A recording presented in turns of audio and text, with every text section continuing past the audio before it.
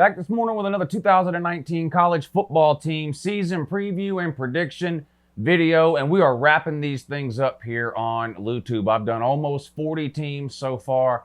I've got just a handful of teams left to do before we run out of time with the start of the season. Now only, 5 days away with the week 0 matchups coming up on Saturday, the big one being Florida versus Miami. So I'm going to knock out as many more as I can over the next few days. We're also going to have a preview of that Florida and Miami game coming up on Thursday. But anyway, up today for the preview from the SEC West, the Texas A&M Aggies.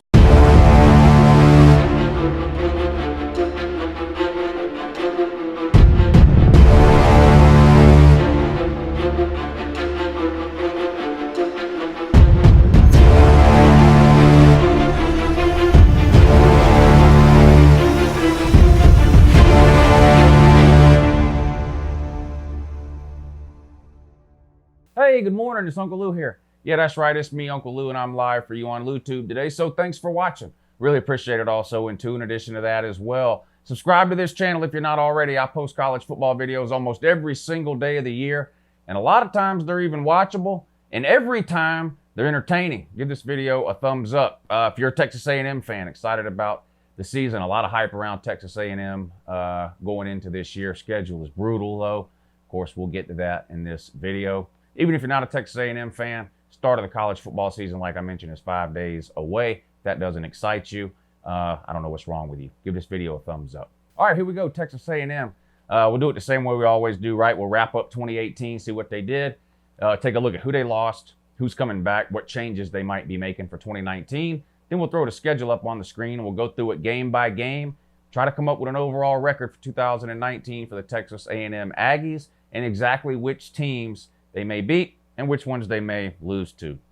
All right, last year was, of course, Jimbo Fisher's first year out at College Station in Texas A&M. He comes over from Florida State, where he won a national title, made the college football playoff, right?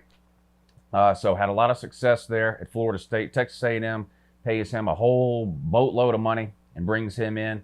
First year there, not too bad. 8-4, 5-3 in the SEC. That was good for second place in the SEC West in Jimbo's first year. They finished up 9-4 after they won a bowl game against, I believe it was NC State. They blew them out. It was really a mismatch.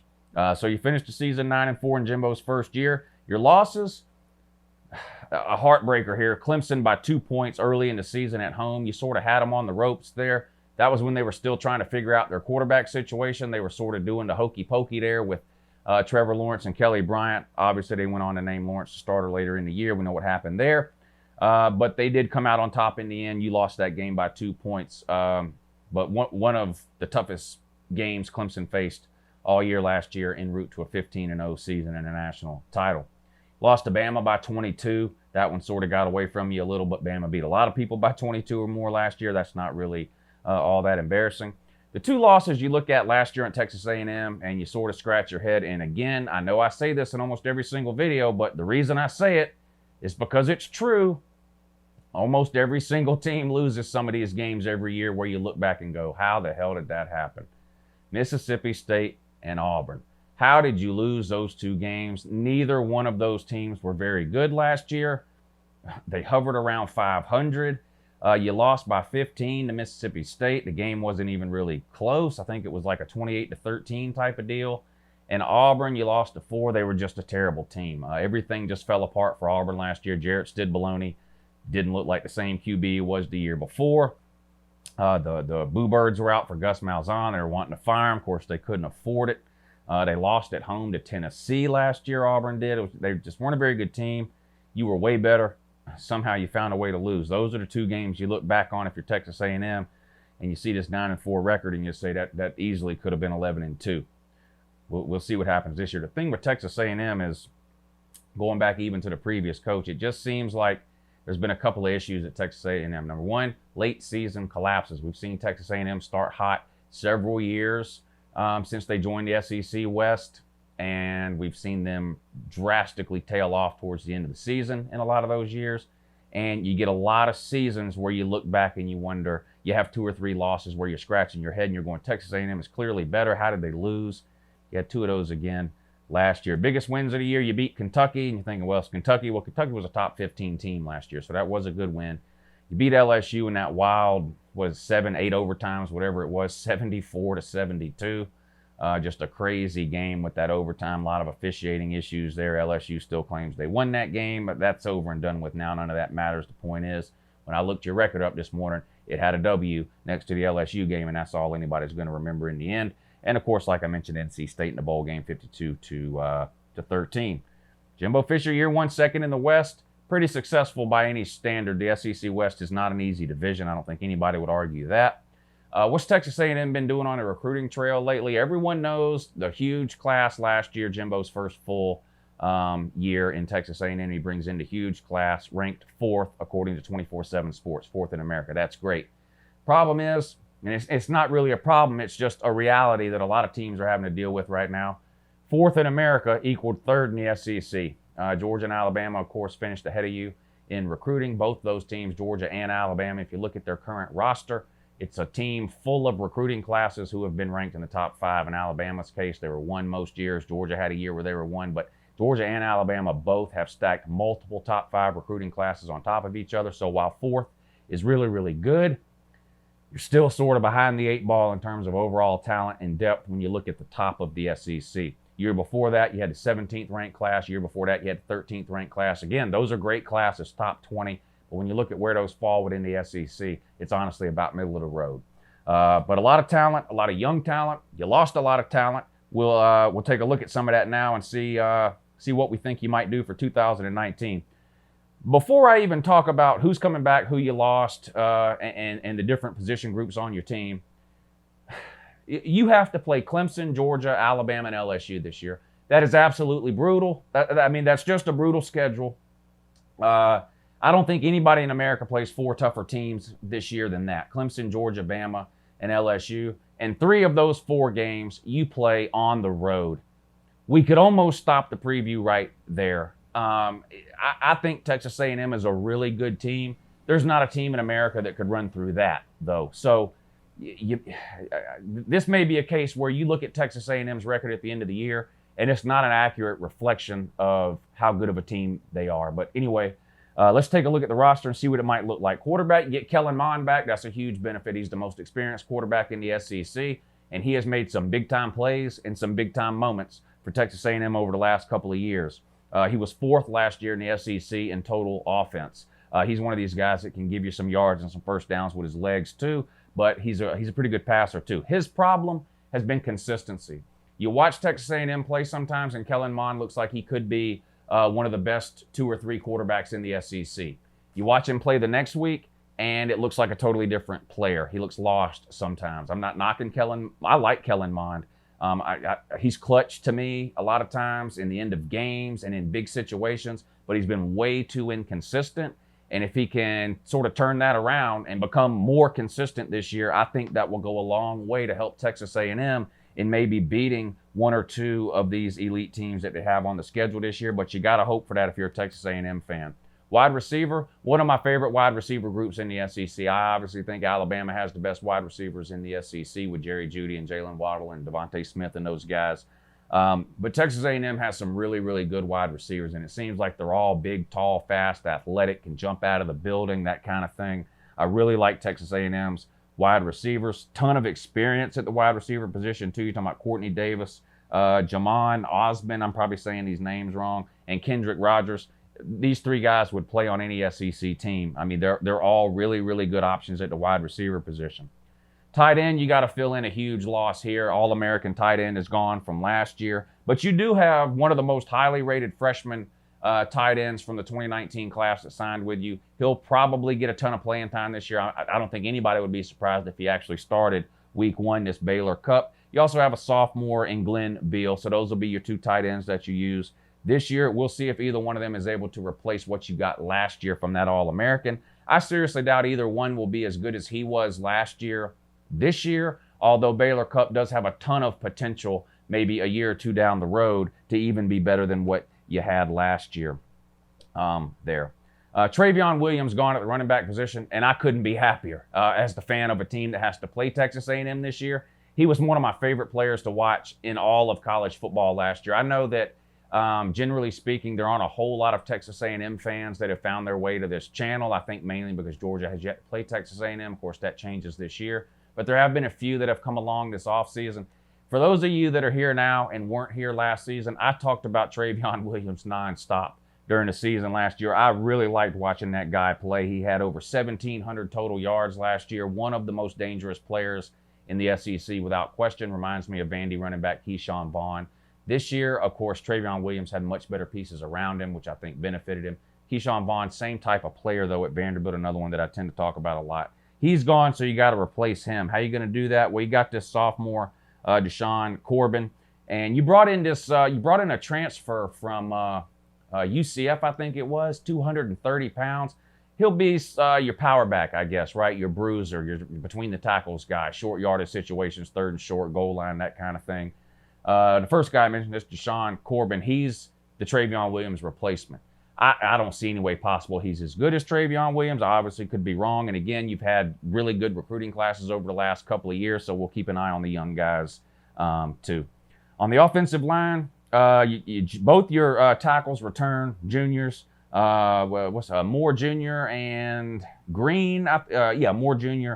and Green. They're studs at the tackle position. I don't think you have a whole lot of issues there. You do have a few issues at the other three spots, though. You move your McCullum, who played guard last year. You're moving him to center, so you got to replace both your guard spots. Now, you could have freshmen or redshirt freshmen playing at both those guard spots this year. That could be an issue against some of the teams you play that have elite interior defensive linemen. That's something to keep an eye on. You got a center who played guard last year, and then you're going to have two guards making with their first year starting this year, and one of which could be a true freshman. Both may be freshmen or redshirt freshmen. So something to keep an eye on there, the interior of Texas A&M's offensive line, especially early in the season as those guys are kind of learning to play together as a group. Defensively, it was sort of a mixed bag last year for Texas A&M on defense. One of the best run defenses in America last year, definitely one of the best in the SEC. But the pass defense let you down time and time again. Now, at times, Texas A&M looked pretty good on the back end in the secondary, but again, way too inconsistent back there. Overall, not a very good pass defense from Texas A&M last year. You got to improve that, I would think, if you're going to try to get past this 8 or 9 win mark that you had last year, especially considering the schedule that you have. More bad news for Texas A&M on the defense. 6 of your starting front 7 from last year are gone, full-time starters. You did have a few players that are back that started a few games last year, but of your primary starting front 7, the 7 players that started most times for Texas A&M last year, 6 of those guys are gone. So you got a lot of holes to fill, a lot of replacements to make within that defensive front 7. The only full-time starter that returns is this Justin, I'm going to say this name wrong 100%, Justin Madubuike. Again, I don't name these people. It's just my job to try to pronounce their name wrong, and I'm pretty sure I succeeded at my job with Justin Madubuike, defensive tackle. Again, he's the only guy of your 7 starters on the front 7 last year, he's the only one that returns. You do have other players that started a few games, but primarily speaking, 6 of the 7 are gone. He's the one that returns. But you got a lot of young talent there too, again, from this number 4 recruiting class. I think you're going to see some true freshmen play in the front 7 for Texas A&M this year. You're almost going to have to. I don't really see a way around it. 5-star, what's this guy's name? DeMarvin Leal, again with the names. How can you keep that guy off the field this year? You can't, especially considering all the holes you have. Sophomore Tyree Johnson looks to be a pretty good one. We'll see. Linebackers, a lot more question marks there. Buddy Johnson, 4 starts, and he's your most experienced linebacker on the entire team. That's a dangerous way to start the season. We'll see. You get 2 guys that have some experience. They're back from injury. They missed most of last year. That might help you. And you signed 5 freshman linebackers in 2019. Again, that class that was ranked 4th. You're going to have a lot of freshmen. I'm going to tell you right, Texas A&M is going to be a very dangerous team in 2020 and 2021. I think they're dangerous this year. I just think they're too young and too inconsistent at key positions to make a serious run to the SEC West. That's just my honest opinion. But if you look at what Jimbo Fisher did in his time at Florida State, if you look at the recruiting class he put together last year, and if you look at what Texas A&M is going to have coming back in 2020 and then in 2021, because they're going to be playing a ton of freshmen and sophomores this year, Texas A&M is going to be a very dangerous team going forward.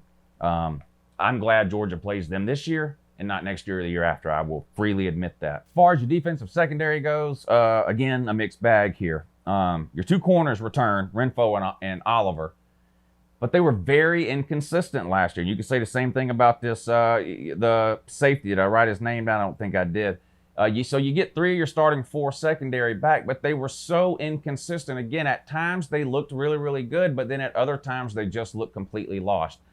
Maybe a lot of that is due to the first-year coaching staff that was there, right? And those guys having to sort of learn a new system and scheme.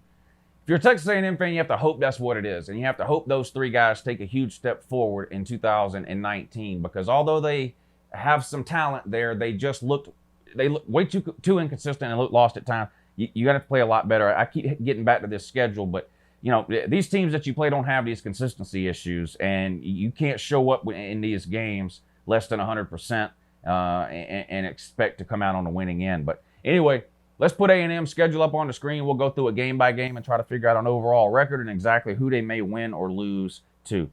All right, you start out week one with a non-con game at home against Texas State. That's a win for you there. And, they're in state. I like to see these bigger teams schedule the smaller in-state schools. It helps these smaller schools. I know a lot of people, particularly outside of the SEC, complain about some of the scheduling practices of the SEC, but you know, some of these smaller schools rely on these big checks they get from the bigger schools to sort of keep their programs afloat. Plus, these players love playing in these big stadiums once a year, this Texas State players. Anyway, I just think overall, I think there's way more positives to scheduling these smaller in-state schools than there is negatives. But you'll get a big win there over Texas State. Shouldn't be much of a problem there. Week two, this is where the gauntlet really starts, right? You got Clemson at home last year. We talked about that at the beginning. Almost beat them, losing by 2 when they were sort of still trying to figure out their quarterback situation.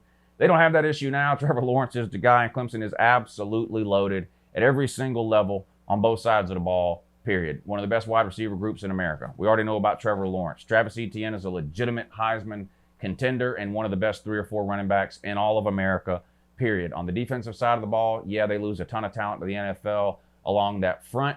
But they've got plenty of guys there with experience and talent waiting to fill those holes in. I do think Clemson's got a few issues they need to tighten up on the back end, but there's no reason to think they can't improve a little bit back there from last year to this year. They're going to be a dangerous team. You got to play them there. It's a recipe for disaster, I think. Clemson has basically a bye week 1, because they play Georgia Tech.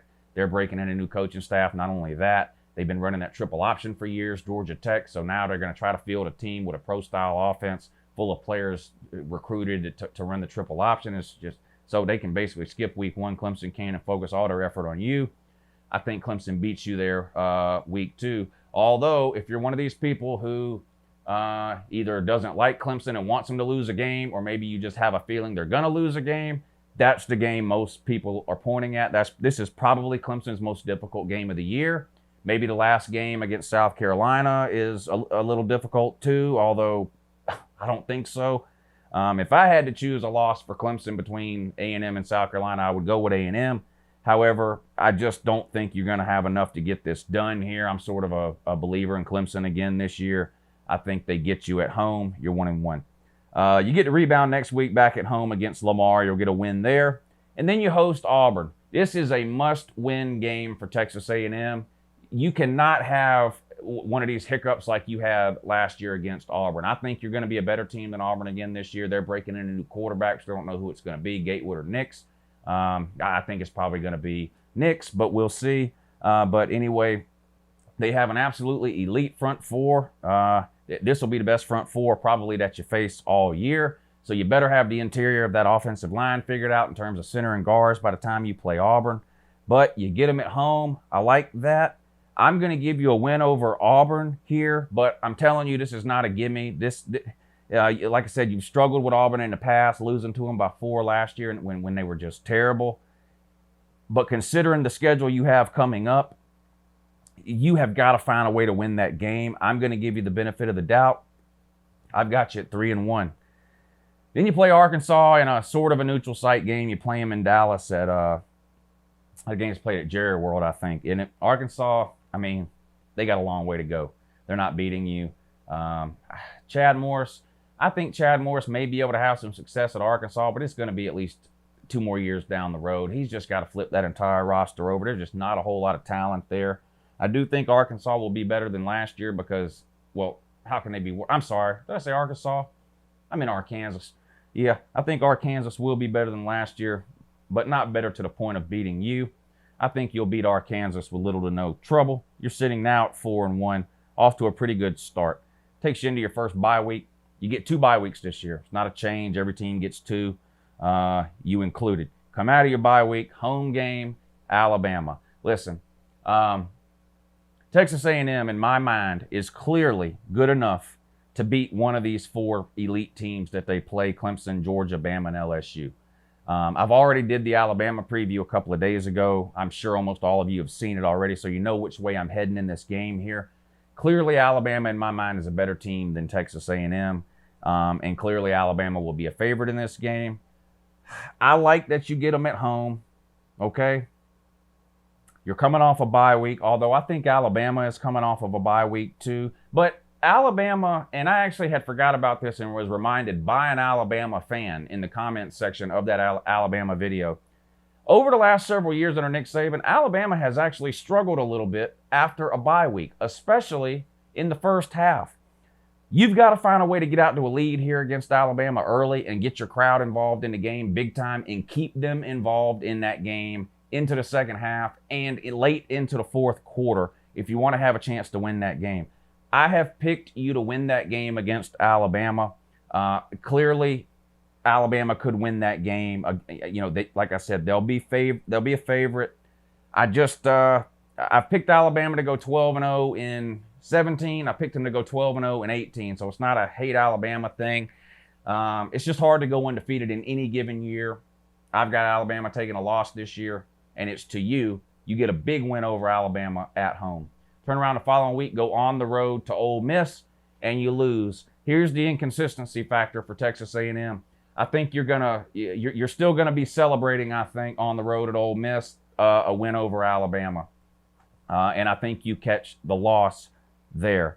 Again, as I went through this roster here, I highlighted the inconsistency problems that Texas A&M has had, both from a player standpoint and from a record standpoint, losing to Auburn and Mississippi State last year. I think this is the game at Ole Miss that you look back at the end of this season with the head-scratching routine, wondering how you lost it. Now, maybe you lose to Alabama and beat Ole Miss. It's obviously possible. I mean, Alabama's going to be a favorite over you, but I've got you beating them. You're going to be a favorite over Ole Miss, but I've got you losing to them. Those could easily be flip-flop, but in any case, I think at this point in the season, you'll be sitting at 2 losses. All right, then you get a couple of home games against Mississippi State and UTSA. I think you win both those games. I'm not sold on either of the Mississippi schools. I know I have you losing at Ole Miss, but I have a worry that Mississippi State may have hired the wrong guy there and that they may be looking for another new coach in the not-too-distant future. So I've got you getting a win at home against Mississippi State, and then obviously against UTSA, a lower classification school, I've got you getting the win there. So still sitting with the 2 losses. Pretty good. So far, so good, I would say. Takes you into your second bye week, and then you got 3 tough games to close out your season. This is a tough way to end here. I can't think of there's probably not a tougher way to end. But anyway, you get South Carolina at home. I gave you a win there. They've yet to beat you since you joined the SEC. I'm not high on South Carolina this year. I don't think they're going to be worse than they were last year, but I don't think they're going to be much better either. And you beat them last year in their place. I think you beat them again in 2019 in your place at home. But then here you go. These last 2 games, there can't be a more difficult way for a team to end the regular season.